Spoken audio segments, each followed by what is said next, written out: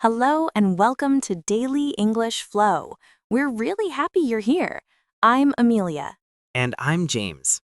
On this channel, we practice real, everyday English with simple and natural conversations. If you enjoy learning this way, don't forget to subscribe and like the video. All right, let's get started. So James, today's topic feels very close to real life because almost everyone struggles with habits in some way. That's true, Amelia. When people hear bad habits, they often think about big things, but usually it's small daily actions. Yes, like checking the phone too often, eating snacks without thinking, or skipping practice even when we have time. Exactly. These habits don't look dangerous, but over time, they quietly shape our days and even our confidence. I agree. And what's interesting is that many people blame themselves, saying, I'm just lazy, which is not fair. Not fair at all. Most habits are not about laziness. They are about comfort, routine, and how our brain saves energy. That's a great point. Our brain loves routines because they feel safe and familiar, even if they are not good for us. Right. Once a habit starts, your brain remembers it like a shortcut, and it uses it again and again. Let me ask you something. Do you remember one habit you wanted to break, but it felt very hard? Oh, yes, for sure. I used to open social media every time I felt bored, even for just 1 minute. And did it stay 1 minute? Never. 1 minute became 10, then 20, and suddenly I forgot what I wanted to do before. That sounds very familiar, honestly. It's like time disappears when a bad habit takes control. Exactly, and after that, I felt a little disappointed in myself, which made the habit even stronger. That's an important detail. Feeling bad after a habit often pushes us to repeat it again later. Yes, because the habit also gives comfort. It helps us escape stress, boredom, or uncomfortable feelings. So instead of asking, how do I stop this habit, maybe we should ask, why do I need it? I love that question.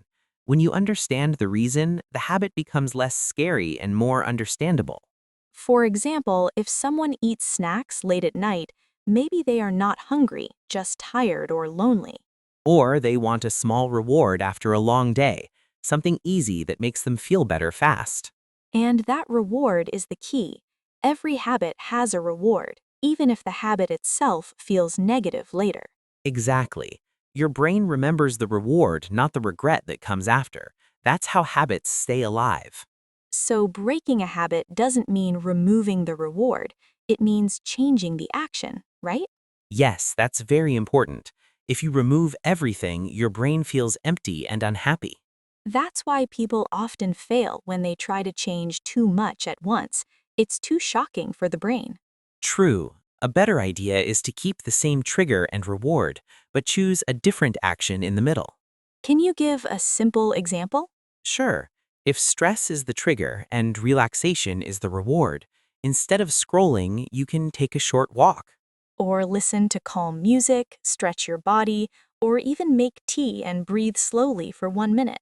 Yes, and the action doesn't need to be perfect, it just needs to be easy enough to repeat. I really like that. Easy habits feel less scary, so we are more likely to start and continue. Exactly. Big goals are great, but small actions are what actually change our daily behavior. So maybe the real secret is not strong motivation, but smart and gentle changes. I believe so. When habits feel friendly, not strict, they have a much better chance to stay. Let's talk about something important here, James. Many people think they need strong willpower to change habits. Yes, and that idea scares people because they think, I don't have willpower, so I will fail again. Exactly, but willpower is not the main hero in this story. Environment and structure matter much more. I agree. If your environment supports a habit, you don't need to fight yourself every single day. For example, if unhealthy snacks are always on your desk, your brain will choose them without thinking. But if fruit or nuts are closer, the choice becomes easier even when you feel tired or stressed. So instead of blaming yourself, you can change small things around you to support better habits. Yes, it's like helping your future self. You prepare the space so tomorrow is a little easier. I like that idea. Helping your future self sounds kinder than forcing yourself to be perfect. And kindness is very powerful. When people feel safe, they are more open to change. Another mistake people make is waiting for the right moment to start a new habit. Oh, yes, like Monday next month or after life becomes less busy, which never really happens. Exactly. Life is always busy, a bit messy, and sometimes stressful. That's normal. That's why habits should work even on bad days, not only on perfect ones. So instead of saying, I will practice English for 1 hour every day, we can say, 5 minutes is enough.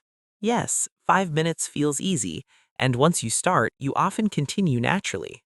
And even if you stop after 5 minutes, you still win because you showed up. Showing up is the habit. The length is just a bonus. This is very important for people learning English. Many feel pressure to study a lot and then quit. Right. Short, regular practice builds confidence, and confidence makes learning more enjoyable. Let me ask you something. What helps you stay consistent with good habits? For me, it's linking a new habit to something I already do every day. Like habit stacking?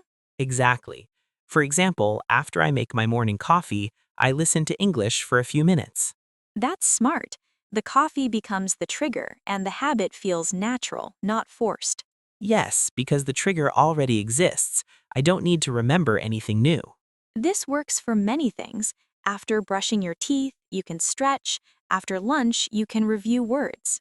And these small actions slowly change your identity. You start to feel like someone who practices. I love that. Habits are not just actions, they shape how we see ourselves. Exactly. When you repeat something, your brain says, "This is who I am." So instead of saying, I want to be better, you can say, I am becoming better.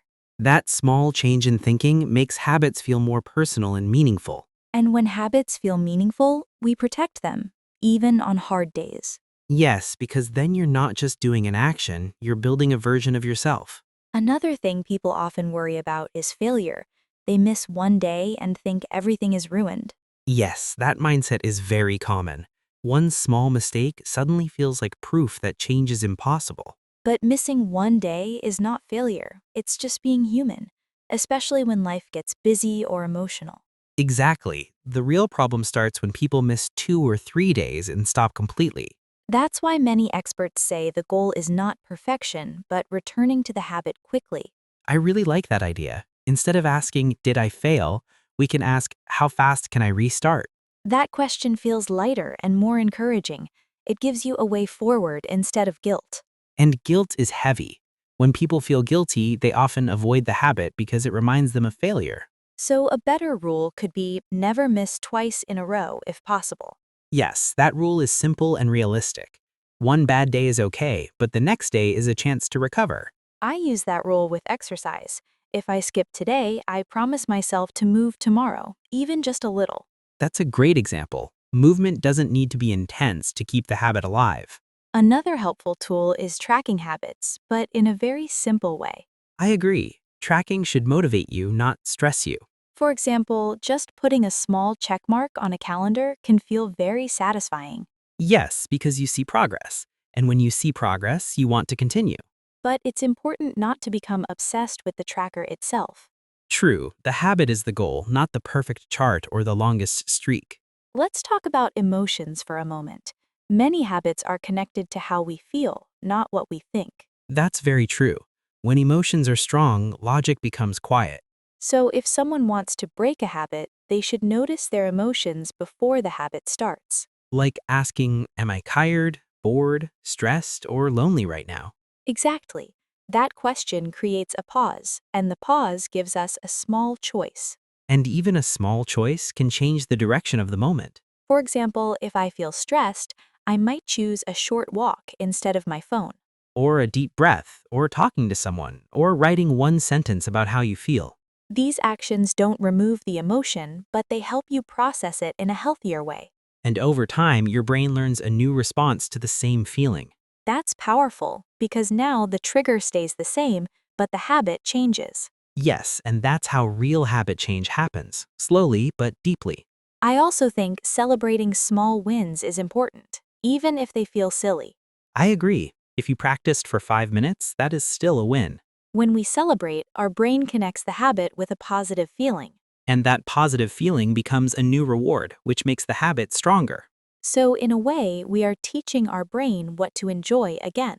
Exactly. We are not fighting the brain, we are training it with patience and kindness. Something else that really matters is how we talk to ourselves when habits feel hard to change. Yes, that inner voice can be very strict, like a teacher who never smiles and only points at mistakes. When the voice says, "You always fail," it doesn't help us move forward at all. Exactly. The brain listens to that voice and starts believing change is pointless. But if the voice says, "You're learning and this is part of the process," everything feels different. That kind of language gives space to grow instead of pressure to be perfect. I notice that when I speak kindly to myself, I come back to good habits faster. Same here. Kindness reduces fear, and fear is often the real reason people avoid habits. Avoidance feels safe in the moment, but later it creates more stress and disappointment. That's why habits should feel supportive, like something that helps your life, not controls it.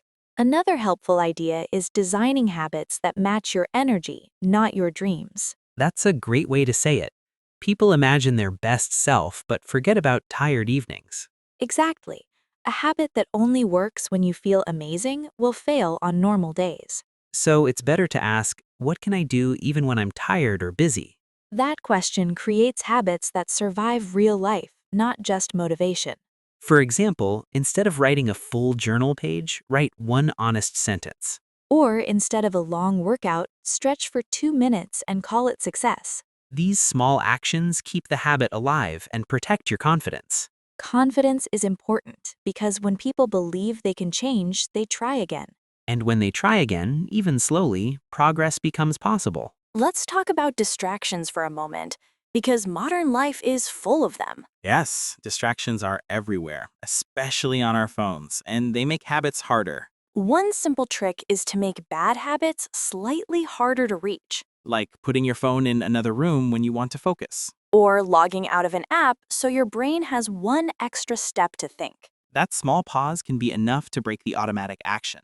At the same time, we should make good habits easier to start. Yes, like keeping a book on your desk or opening your English app in advance. Preparation removes excuses before they even appear. And excuses usually come when energy is low, not when plans are bad. That's why setting up your space is more powerful than motivation speeches. I agree. Motivation comes and goes, but environment stays quiet and consistent. Another thing people forget is rest. Without rest, habits feel heavy and annoying. True.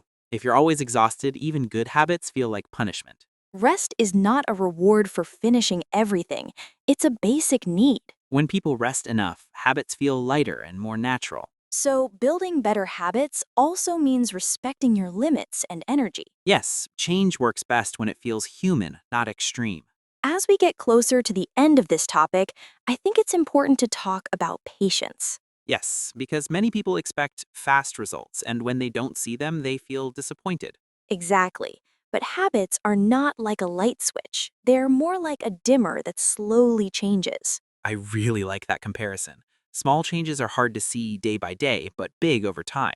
That's why comparing yourself to others can be very dangerous for motivation. True. Everyone has a different rhythm, different energy, and different life situations. Some people need more time, and that doesn't mean they are worse or weaker. It just means they are human. Progress doesn't have one correct speed. Another helpful idea is focusing on systems, not goals. Yes, goals are nice, but systems are what you do every day. For example, the goal might be speak English confidently, but the system is 5 minutes of practice daily. And when you focus on the system, success becomes a natural result, not pressure. I also think habits work better when they connect to your values, not just results. That's very important. If a habit matches who you want to be, it feels meaningful. For example, someone might practice English not for tests, but to connect with people. Yes, and that emotional reason gives energy even on days when motivation is low. Let me ask you this, James. What keeps you going when habits feel boring? For me, it's remembering why I started. I think about how future me will feel. That's powerful. Thinking about your future self can change how you act today. It helps me see habits as gifts, not tasks. I love that idea. A habit as a gift sounds much kinder than a habit as a rule. And kindness builds consistency. People stay longer with habits that feel supportive. Another thing that helps is accepting that some days will feel slow and uncomfortable. Yes, discomfort doesn't mean something is wrong. It often means change is happening. When we expect discomfort, we stop being surprised by it. And when we stop being surprised, we don't quit so easily. That's true. Quitting often comes from shock, not from real inability. Exactly. If you expect the road to be bumpy, you keep driving. I also think reflection is useful. Not judging, just noticing what works and what doesn't. Yes, asking simple questions like, when was this habit easy or when was it hard? Those answers help you adjust instead of starting over again and again. Adjustment is smarter than restarting and much less exhausting. One last thing I want to say is that habits don't define your worth. That's very important. You're not a bad person because you struggle with habits. Habits are skills, and skills can be learned with time and practice. And learning includes mistakes. That's normal and expected. So if you're listening and struggling right now, you're not behind. You're exactly where you need to be to start making small changes. Small steps repeated with patience really do change lives. And those changes may be quiet, but they are strong. I think that's a good place to pause and let people reflect. Yes, take one idea from today and try it gently this week. We really appreciate you being here and practicing English together with us. Take care of yourself, stay kind to your habits, and keep moving forward step by step. This was Daily English Flow with Amelia and James. See you next time. Bye for now.